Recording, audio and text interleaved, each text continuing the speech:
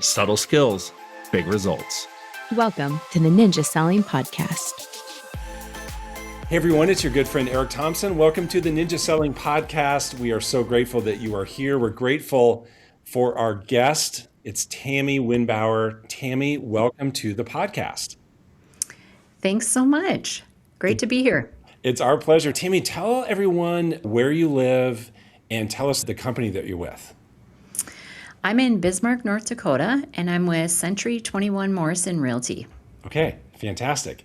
And how long have you lived there? Are you from there? Are you born and raised? Yes, I have been here most of my life. Okay, terrific. Tammi and I are recording this virtually, and Tammi and I had the pleasure of seeing each other in person just a couple months ago. We had an event here in Fort Collins for our coaching members. She works with Coach Jerry Beers. Grateful for that. Tammi, you have an amazing story. And what we're going to do today, everyone, we're going to answer the question, how do you turn things around? When you find yourself maybe not just flatlining, but maybe find yourself where things have really turned down, how do you turn it around? Let's hear first about your recent results, and then we'll talk about what was happening before. We're going to tell the after story first. So the after story is you have closed, and we are recording this pretty much at the end of the first quarter of 2026. You've closed so far 9 transactions. Great start to the year. You have 5 transactions pending. You have 3 active listings. You have 3 sellers on your hot list. Way to go. Last year, this is where things get interesting. Last year, through the first quarter, you had closed 2 transactions. So you turned it around, and we are celebrating that. This is going to be valuable because a lot of people find themselves from time to time, for whatever reason, in a spot where they need to turn it around. And so why don't you walk us through, let's go back to early 2025, walk us through what was happening for you then. And we could even frame it around the 3 keys to success: mindset, skill set, action. You know, maybe where was your mindset? What actions were you taking or not taking? Kind of paint the picture for us in the before part of the story. Well, I think the beginning of the year, my mindset was somewhat trying to just survive the past year or so, trying to figure out how to move forward. And I believe because of my mindset, it was prohibitive of me. So I was doing some work, but just not really getting results, and quite frankly, in a slump. To add some context to this, you had gone to a Ninja installation in the spring of 2024, but then you had a couple personal things happen. You had a couple surgeries, one in the summer of 2024, then one in early 2025. I'm sure that added to it. And you found yourself, again, you had these 2 transactions. Are there things that you had been doing before that you had stopped doing? I think there were some things that I had been doing. I left that Ninja installation revved up, ready to go, but then life happened. And so I needed to regroup. I did continue doing some notes, but the thing about Ninja and coaching as well is there's different levels of everything. So you can take actions, you can do steps, but there's different levels. There's deeper levels of being able to complete those steps. And I think that was some of it. I was more going through the motions, and I wasn't doing the complete Ninja 9 either. And so I just felt like I either needed to go find a job, which I didn't want to do, or I needed to regroup and figure out how to rebuild my business. And that was happening for you in the late spring, summer of 2025, where this is going through your mind. Like, I need to figure things out, or I need to leave real estate and go get a job. Yeah, exactly. Yeah. So probably would have been easier to get a job, but not nearly as fun. Not nearly as fun. Okay, so walk us through more of that time frame in the middle of 2025. Tell us about what you were focused on, the decisions that you were making, and what you were choosing to do going forward. I was starting to really relearn the Ninja 9 and get into a real pattern. And I think that was a super helpful thing for me. One of the key things that I did that I think really launched me was my morning routine. So I thought I had a decent morning routine, but I really didn't. And there is a reason why Ninja 9 works if you work the system. And so that was the first thing that I really remember focusing on is that morning routine. And then Jerry helped me add the pieces that I needed to as we went. So it was right in that time frame in the early summer of 2025 that you decided to hire Jerry. So what was happening for you when you made that decision? Well, my pocketbook was pretty empty. And I remember thinking, okay, I'm going to give this a try 2 or 3 months and I'll see what I can do.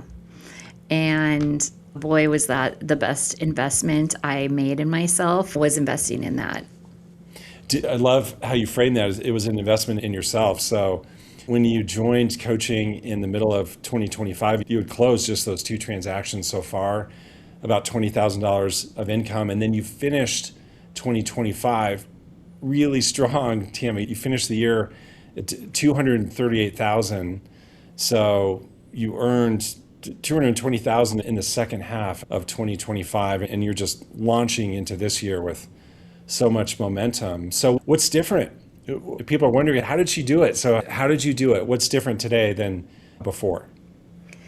My business today is very on purpose. It has been well thought out and planned. It is so much more. I mean, I would not tell you that I am perfect at the Ninja 9, but I am following the system. I am writing my notes, and not just writing notes, but writing meaningful notes, trying to stay very focused on what a good affirmation at the time is, when I change it. Keeping that morning routine going. I did not really do real estate reviews prior, and so that has been an addition. I think I still have room to grow on those. One of the things, I'm really good at overthinking things.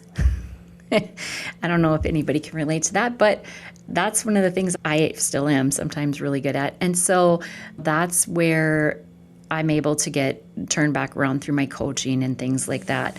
So just keeping some of those things in place. I also was able to hire an assistant, which has been very helpful for me and something that I wanted to do for a while, but wasn't able to. And so now we're looking at possibly even expanding that position a little bit as well. So just a lot of things moving in the right direction and a bigger business coming than I probably could have envisioned before. Tammi, this is remarkable. It's night and day difference, and we just want to celebrate you, the commitment that you made, all the things you're doing. You're just all in on your mindset, your skill set, your actions. You finished that last year so strong again at $238,000. You told me you set a goal for this year of $430,000 based on your results so far. You're really on pace for that. You told me that so much of this for you is a shift in mindset. So can you tell us more about that? Tell us where your mindset was, where it is today, and how did you do it? How did you make that shift in mindset? Because so many people want to make a similar shift in their mindset. Well, I can't speak enough about the mindset of abundance. And I think what happened to me is, you slide from, you might be in abundance and you slide. And it's slow, and so you don't really realize it. And I think even today, with how well I'm doing, things happen. And it's real easy to move out of that without knowing it. But when you are staying on track, staying focused, doing coaching, it's just a great formula. So tell us more about your morning routine, because I think that's a big component of your shift in mindset. If we were to hang out with you in the morning, what would we be noticing that you're doing? Tell us all about your morning routine. So my morning starts usually at 7. I'm in the office between 7 and 7:30. 7's the goal. And I get here. When I come, I have already done my gratitudes. And so I come in, I get into my affirmations right away. I write my notes out. I love my Monday morning weekly planning that I do. That sets up my entire week. It gets me in the mindset right away and allows me to schedule things out and kind of review where was I last week and where am I going this week. And then from there, I go look at my hot and warm list and I really look over all the names. I think about them. I am thinking positively about, I think sometimes one person or two people will jump out to me and I think I'm just grateful for whatever that next step for them is going to be. And then I'm looking in the MLS to see what has popped up, what is new, where does it fit anybody. Sometimes from that, I think of people that haven't even been added to my hot or warm yet. So those are all that first probably hour. And then really from there, I am then diving into some of my scheduled things, the real estate reviews, making the phone calls, doing that stuff. And I think that what it's really allowed me then to focus on the networking piece and the meetings and the get-togethers. And that's something that I've really improved upon since the beginning. So then in the afternoon, I'm doing those things. And because I start my day pretty early, and I'm not as young as I once was, it is tough for me to work the hours that I once worked going into the later evening. And so one of the things that we've really worked on is having a life that I want to have too, and setting some boundaries and getting some time for myself and for my family, which is the reason that I'm building this business to begin with. It's not just about increasing your income per hour, it's about also having a life. And so what do those boundaries look like for you? So for me, I just let my clients know that I will have my phone on Do Not Disturb starting at 8 p.m. and it comes off of Do Not Disturb at 9 a.m. and that while I am awake long before that, I just need some time to be able to work on the things that are often for them and affecting them, and that I will get to them just as soon as I can, still wanting to provide an elevated level of service for them, but I need a little reset time to be able to do that. It's such a great example of something that we see all the time.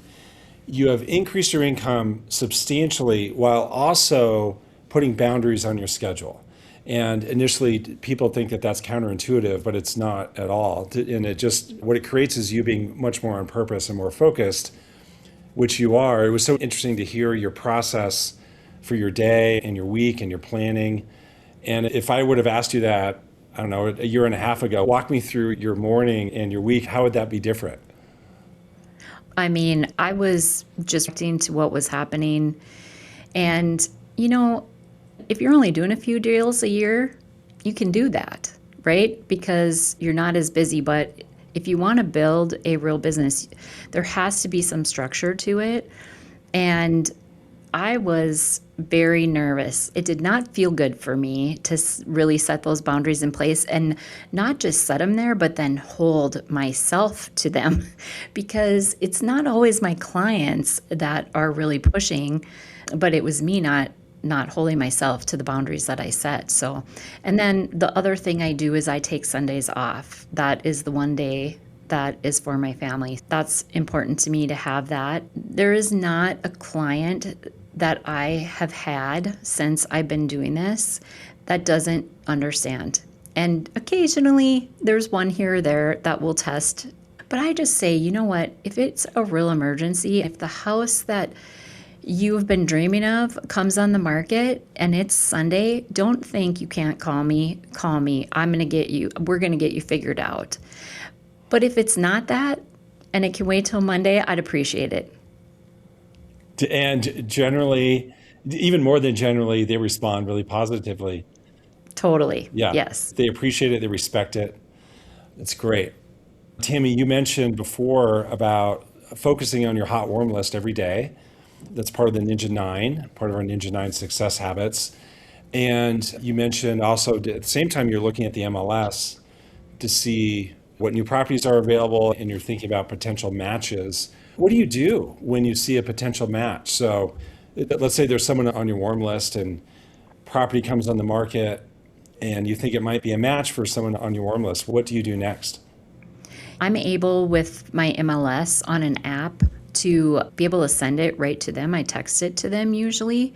Sometimes I make phone calls with it as well, depending if it's just something where I'm like, sometimes I'll think, gosh, they said they weren't looking, but it's just kind of screaming at me that this reminds me. And so I'll just text it, hey, I know you're not looking, but this just made me think of you. So sometimes it is just a matter of thinking of them, and you never know what comes of those things, because even if they aren't looking today, even if they aren't ready for whatever reason today, at least they know I'm still around. Now, Tammi, someone listening who maybe has never done that before, what you just described, they might be thinking, gosh, I don't know about that because I'm not sure how the other person would take that. I'm not sure how they would respond. So how do other people respond when you do that? When you send them the text, hey, this property made me think of you, what's the reaction back? It is very rare that they're excited. They're happy to hear from me. They are usually half the time, I would say, that I get a response more of, I was just thinking about you, or we were about to call you, or, well, that's probably not going to be the case this time, but thanks for thinking of us, and we're still blah, blah, blah. So, I mean, it's almost always a positive response from them. And if they do come back with a response that says something like, we're not able to buy right now, we're not looking, or something like that, my reply is, that is no problem at all. Just wanted you to know I was thinking of you. Perfect. Perfect. Very ninja of you. Very ninja, yeah. Yeah, so you're adding value. Hey, it's fun to look at properties. It's fun to get a text like that. It's fun to start dreaming. So you're just letting them dream a little bit. What are you doing? And who doesn't like to be thought of, right? Right, absolutely. Tammi, how has coaching helped you?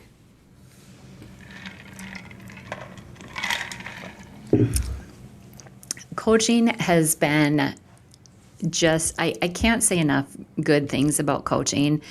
It is what has allowed me to go to a whole nother level and be able to imagine things that I really didn't think I could, and have somebody who truly can help bounce ideas off, somebody who looks from the outside in. I think of it in a sense of how we help people buy and sell a house. When I'm going through a transaction with them, they aren't always able to see everything from their perspective because they're inside it. And so I think that's what coaching has done for me, is Jerry's able to go, well, what about this, Tammi? Didn't you say that? And I'm like, oh yeah. And so it helps me with focus for sure. That's been huge. It helps me with ideas. I'm going to tell you one of the things that I wouldn't have even thought about it helping with, but it really does, is occasionally I'll have a scenario and I tend to think that I can figure out just about anything. Even if I don't know the answer, somebody does, right? Well, that's what a coach helps with too, because I might be dealing with a situation and I think I know how to deal with it, and I'll say, this is what happened, and he'll say, well, what about this? Or lean into that. And so it's huge. It's huge. It's great. I'm so happy that you're so happy with it and that you're getting value from it. Let's finish with this, Tammi. What would you say to someone, pretend there's someone listening who's maybe where they are is where you were a year ago, 18 months ago, and they're experiencing a downturn. What would you say to that person? I would say, if you want this business, do what you can to get it, because it is so worth it and you are so worth it. I love that. I just got chilled. Everyone listening, you are so worth it. You're so worth it to have whatever business it is that you're dreaming of. 100%. 100%. Incredible. Tammi, I think this podcast was 100%. I think what you added and what you shared is 100% so valuable, Tammi. We're so grateful. Thank you so much for being here today and for sharing. Thank you so much, Eric. I appreciate it. Yeah, it's our pleasure. So it's Tammi Winbauer. She's in North Dakota. Reach out to her, say hello, say thank you. Thank you, everyone, for tuning in to this episode. We so appreciate it. As always, we look forward to seeing you on the next podcast. Take care. If you enjoyed this episode, visit us at theninjasellingpodcast.com to learn more about ninja selling classes and coaching to get you started or further your journey on the ninja path. Thank you for joining us. Now go have an incredible day.